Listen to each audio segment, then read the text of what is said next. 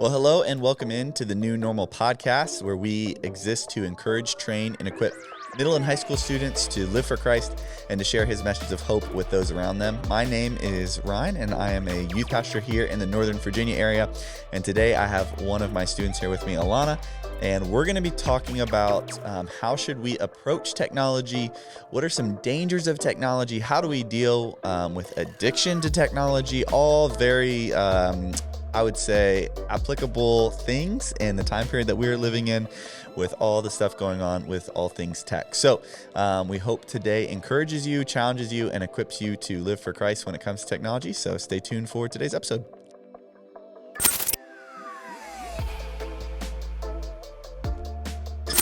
All right, Alana, I'd like to give some context of kind of where our students are coming from. So you are a sixth grader. Yeah. Which I'm trying to think if we've had a sixth grader on the podcast yet.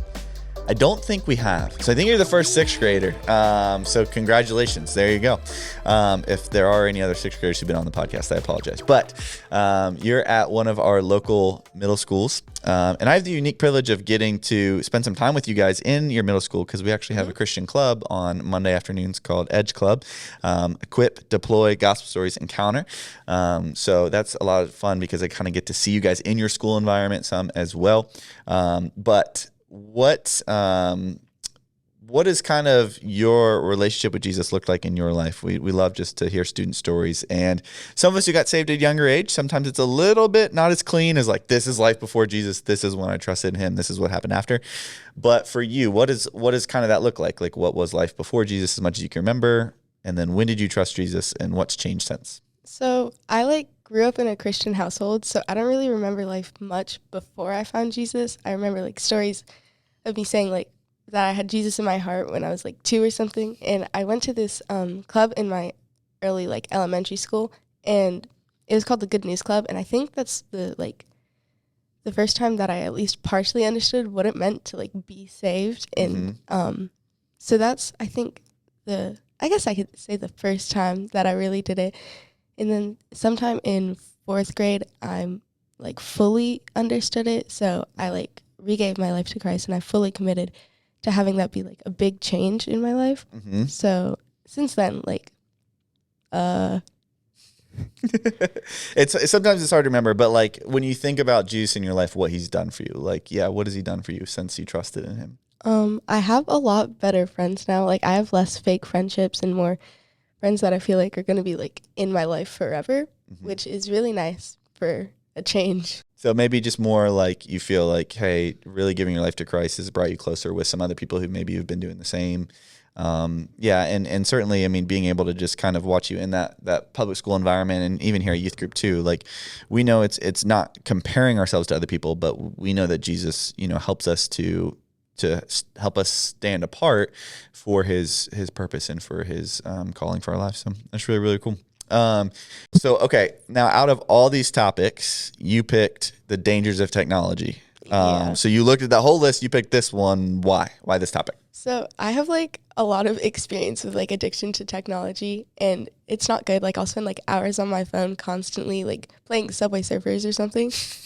And it just it's taken a toll on the way that I act and the way that I feel, and it's not good. And I feel I have some good ways to avoid it, or at least take care of it so that it's not really bad. Yeah, things you're learning in your life. Yeah. No, that's cool. Yeah, we always want to be careful. When we have students on, some of these students pick these topics because it's what they're struggling with. So it's not just I'm really good at this and I want to talk about this. It's sometimes no, I'm really struggling with this and I'm trying to figure this out. So I appreciate you being honest. Yeah, I don't think I need to convince anybody that we spend a lot of times on technology. I really struggle with this too, just in the job that I have. There is no oh, I'm off the clock, sorry. If a kid calls me and needs something at 8:00 at night, I can't be dude, sorry, can't help. If our parent needs something, or going to kids' games and stuff like that. So I don't have a job that I can leave at the office. And so I have to really be careful about making sure that I'm not constantly on my phone, and I'm not doing too good of a job at that. So I won't leave you alone. Now I don't play Subway Surfers, but I'm constantly on my phone, like answering texts or making sure that people don't need anything from me, and it's not really necessary. So I won't leave you alone. But when it comes to just in general, some stats that maybe might help contextualize this, the average screen time of a teen in the U.S. is 8 hours and 39 minutes a day. So if we take, let's say 7 hours of sleep, because nobody gets 8 hours of sleep, right? But if we take 7 hours, and then that's almost 9 hours of screen time. So 7 plus 9 is 16. So that leaves only 8 hours a day where we are not actively looking at some sort of screen or sleeping. Okay. And yeah, if you go to school, that's 7 if you're not on your phone during class. Computer. Or a computer, correct. So we see that we spend a lot of time with technology, and that's kind of some ways we can avoid it. Some ways just the world we live in, right? Mm-hmm. When I was a kid, we didn't have laptops in school. Like we did everything by hand, with paper. I sound so old saying that, but now you all have a laptop, right? And you bring it with you to school. Most of you have a phone. 42% of kids have a phone by age 10. 91% have a smartphone by age 14. Oh my gosh. Yeah. So that, I'll make myself feel even older. I remember when iPods first came out. Okay. Not even iPhones yet. I remember when iPods first came out. Oh. Yep. And then I remember, it used to be like, if you're a business person, you had like a BlackBerry. If you go back and watch movies from like the early 2000s, like those were like super cool people. They had BlackBerries. So then smartphones came out. But even when I was in high school, not everybody had a smartphone. Like we had like the slide phones that you could text on, or like the Razor, like things that you know nothing about. But point being, now 91% of kids have a smartphone by age 14. So this is very prevalent. It's not just some people, or it's like no. Culturally, most, this is overwhelming majority are forced to deal with this. So that kind of leads us to our next question of, is technology bad? Because we want to be careful. We don't want to be like, the phone is the devil. Like, that's not what we're trying to say. But when you think about it, is technology bad? What's your opinion? So I feel like it really depends on like how you use it. It definitely can be very destructive and harmful in lives. Like if you're on it all the time, or if you're just like mindlessly scrolling, that's like really bad for you. Mm-hmm. But if you're using it for like productive things, or like you're reading your Bible app, or like something that's like good for your brain or your body, like then it's good. But I feel like generally the way that people use it, it's pretty bad. Yeah, I would agree. It's all on how we use it, right? Like we're using this platform. This is technology, right? Yeah. I mean, people are watching this or listening to this. That counts as that 8 hours and 40 minutes of screen time. But we can use it for good. We can get good news out. We can learn new skills. We can do all sorts of things. We can be connected with people that before we would have never connected with, or stay connected with people. But it's also bad in the sense that it can be as one of my friends likes to call it, a weapon of mass distraction. Okay. So it can really be difficult. But one thing I will say that's changed recently is before I would always be like, what's a tool? It could be used good or bad. Now there's one thing that I would say you have to give a caveat for, and that is algorithms. Okay. And that's such like a conspiracy theory words, like the algorithm. But here's the reality, and I listened to a talk on this, and it really stuck with me, okay?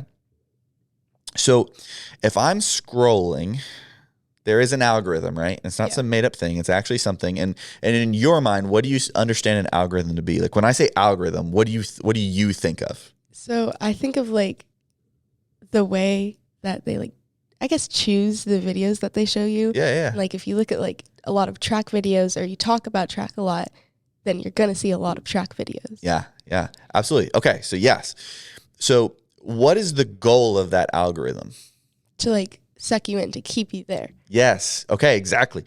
So it's not just a video. There's not just like 100 videos in random order and I'm just scrolling. No, it's learning you, right? It's learning me. And its goal is to keep me there as long as possible. And so it's not just like, oh, it's a tool, it's whatever I use it for. It's like, no. Now with algorithms, there actually is a force, okay, on the other side of that screen that's trying to keep me there as long as possible. So it's not just my willpower of how long do I want to scroll, there's now, hey, I actually have to know that there's something trying to keep me here as long as possible so that it can, spoiler alert, show me more ads, so it can collect more data, which it can get, surprise, it can give that data to people who want to send me ads, right? So the point being is I need to understand that it's not just good or bad and it's whatever I use it for. It's like, no, if I'm on social media or scrolling or mindlessly doing these things, like its goal is to keep me there as long as possible. And I need to be aware of that. So yeah, it depends on what you use it for. Now, how have you seen technology to be harmful to your peers? In what ways, maybe big or small, but also too, why do you think it can be so addicting to be on our phone or laptop or technology all day long? So like, I see a lot of people that are like constantly on their phones, even when they're like, because we're not supposed to have our phones at school. We're not supposed to use them. But there are definitely people that like sneak them under their desks or like take them into the bathroom. I've seen some like 8th grade girls like skipping class, just scrolling on their phones or texting their friends or whatever. And that can be like really bad. It can be really distracting and it can really bring your grades down. And I think it can be like really addicting because scrolling or playing games, it doesn't really require much attention or effort. So like if you're just laying on your bed, like scrolling on TikTok or whatever, like that can keep you in for hours and hours. And if you have trouble focusing on things already, like, and you're just changing a video every 15 seconds, it's keeping your attention span there. So yeah, absolutely. One of the things you talked about, like the dopamine hits from technology, actually triggers brain pathways comparable to addiction. And so that ability to constantly have stimulus is a new thing. Like when I was growing up, if we were bored, if we didn't like what was on TV, okay, which is crazy belief. So like when I stayed home from school, it was like there was like kids cartoons like Baby Looney Tunes, or you were watching like The Price is Right. If you were home from school, like there wasn't this streaming service that you could go like just watch whatever or do whatever. And so if we were bored, we had to be creative and go do things. And now I think in a lot of ways it's robbed us of creativity because we're never bored. Like we can just constantly have stimulus, and that actually can develop brain pathways that are similar to addiction. I think that's number one. Number two, I think it leads to fear of missing out and comparison when you see all these things, because nobody posts like their worst day on social media. Like everybody posts like their best stuff on social media and technology. Proverbs 14:30 says, a peaceful heart gives life to the flesh, but envy makes the bones rot. And so if I feel like, hey, wow, like look what they got to do, or that's so cool, or they're so pretty, or, wow, like all of these different comparison things, it can really make us feel like, man, I'm not doing so great compared to all of this. Yes. And then FOMO, I feel like I'm missing out. And that leads to anxiety of like, I don't want to miss out. Like I need to do all these things. I need to join this club and do this sport and do all these things because wow, look what they're doing. And they're getting good, great. And it's like, each of us were made differently. Number two, I think it leads to lack of productivity. I don't think I need to convince anybody of that, but 100%. Yeah, Ephesians 5:15-16 says, look carefully then how you walk, not as unwise, but as wise, making the best use of the time because the days are evil. So imagine this, all right? Imagine one day you go to be in heaven and it says, Christians will stand before the Lord and give an account for everything we did. We will not be judged based on our works, but we'll give an account for what we did. What if God pulled up a screen of how you used your time and you saw how much screen time there was? And I don't just mean like you, Alana. I just mean like any of us, right? Yeah. We'd probably be like, oh, like, yeah, I mean, when you add up the hours, I mean, years, it will be years of our lives that we've spent mindlessly scrolling. And so if we fall into that trap, we can get into a point where we're not learning new skills. We're not doing our best for whatever God has for us, because it can be so distracting and it's so simple. It's so easy. I mean, even a little kid, babies, you see it. It's like they know what to do and it's not difficult. So I think it leads to lack of productivity and creativity. Physically, lack of sleep. Oh, yeah. Yeah, it keeps you awake, right? I mean, how many times have you been awake late at night and you're like, it's what time? Yeah. Lack of sleep and exercise too. So 1 Corinthians 9:24 says, do you not know that in a race all the runners run, but only one receives the prize? So run that you may obtain it. Every athlete exercises self-control in all things. They do it to receive a perishable wreath, but we an imperishable. So I do not run aimlessly. I do not box as one beating the air, but I discipline my body and keep it under control, lest after preaching to others, I myself should be disqualified. What's the point? The point is this. Hey, I need to be mindful of how I'm spending my time. Mindful of, am I taking care of my body, sleep, eating right, exercise? We're not all perfect at that. But we see, I mean, physically, kids are struggling more than they have in past generations because there's a lot of different reasons, but I would say technology is added to that because guess what? I can sit on the couch and watch a lot of TV or YouTube shorts or whatever. And again, doesn't mean that anything we do like that is bad, but if we get sucked into it. And then lastly, mentally, heavy social media use can lead to anxiety and depression. Shocker. It's like when you compare yourself to everybody else, you feel like you're missing out. You feel like you're not measuring up, then yeah, that happens pretty naturally. And more statistics and studies are actually backing that up. They've actually done a recent study found that essentially like 1 hour is anything over 1 hour of screen time kind of becomes detrimental. So really? Yeah, up to an hour can actually be actually a helpful thing, especially in little kids, in terms of like, not like real little, like just sitting in front of a screen, but in terms of like, because it's the world that they're in. And so using technology and getting used to it, but anything over an hour at least becomes kind of a net neutral or negative. So yeah. Okay. So we know it's not great. So what? How do we stop it? What are some practical tips and boundaries for using technology? How can we actually defend against this addiction? So I use like screen time, and like I give myself limits on apps, like on, for example, Subway Surfers, which I mentioned earlier. I give myself like an hour limit on that, which isn't the best that I should do, but I'm still working on it. And yes, you can like ignore. You can be like 1 more minute, 15 more minutes, ignore fully. But like it does help, because then if you have an hour and then you're like 15 more minutes, then you're like, oh, I'm already at an hour and 15 minutes. And you can like keep going, and then you already know. Well, at least I do. I can like keep track of how long I've been on there.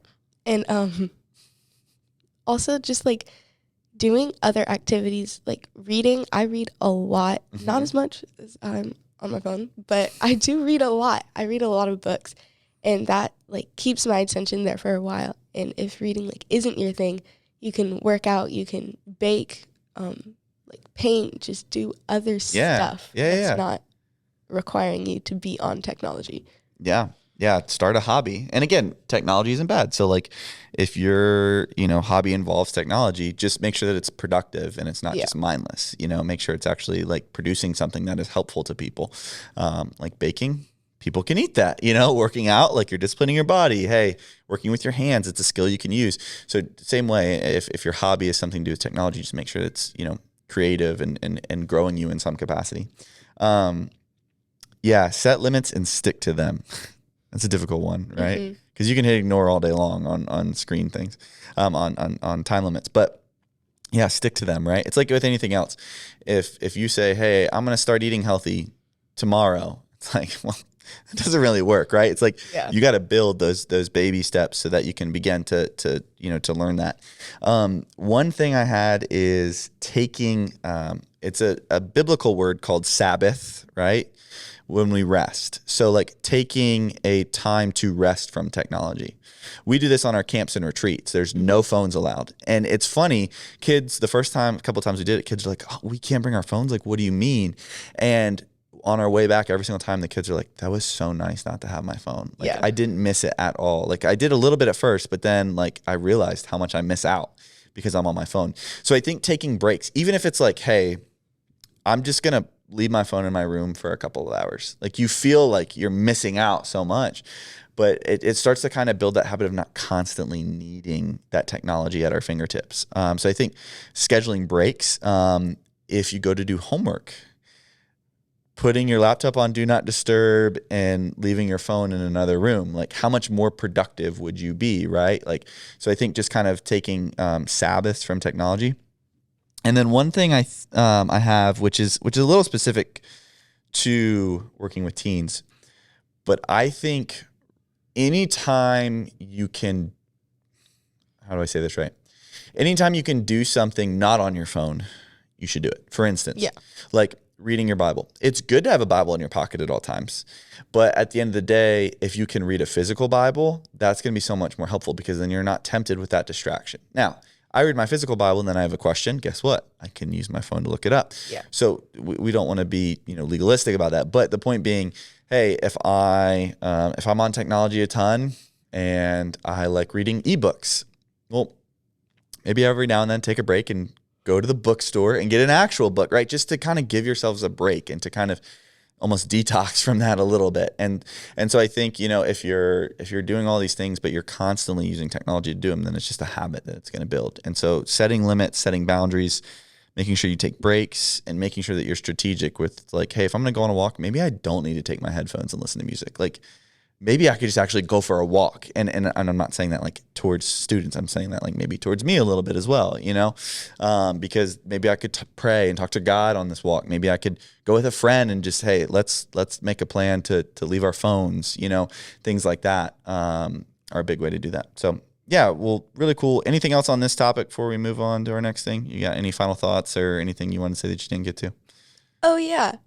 I don't know how I forgot about this, but like praying to like help with your addiction, it helps so much. It was really, really bad for me like a couple of months ago, and I prayed about it like every night just to like help me like deal with my addiction, and it helped so much. Like I didn't feel as inclined to like go on my phone. Yeah. I'm glad I asked you if you had anything else because that was good. Okay. All right. So now we're going to do our 1 minute question. And the point of this is just trying to answer a common question or thought that kids have in 1 minute. So if you're like, well, Ryan, that wasn't a great answer. It's like, well, I had a minute. So okay. You gave me a couple that you thought about, but we picked one. And so I'm ready to go. I got my timer ready whenever you're good. So, I'm going to go like now. So, wait. It's all right. We're good. All right. Okay. We'll reset. Go for it. I'm trying to remember. Oh yeah. What are some good verses for when you're like upset or angry or just having to deal with negative emotions like that? Yeah. So when it comes to when I'm dealing with other people in that, one that I love is Proverbs 15:1. A soft answer turns away wrath, but a harsh word stirs up anger.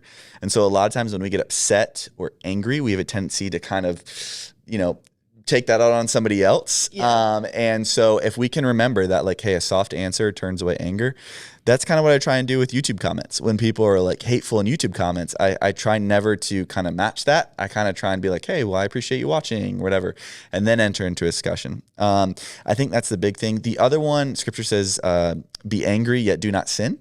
And so understand that being angry or upset isn't sinful. Sinning while angry or upset is sinful. Okay. And so understanding that boundary between emotions and decisions is a really healthy place for you to set that and remember that. So hopefully that was helpful in some way, shape, or form. Maybe it was helpful to you watching online. Alana, I appreciate you taking the time to join us and talk through this topic. Appreciate you guys watching, taking the time to watch. This was helpful to you. Please like, share, subscribe.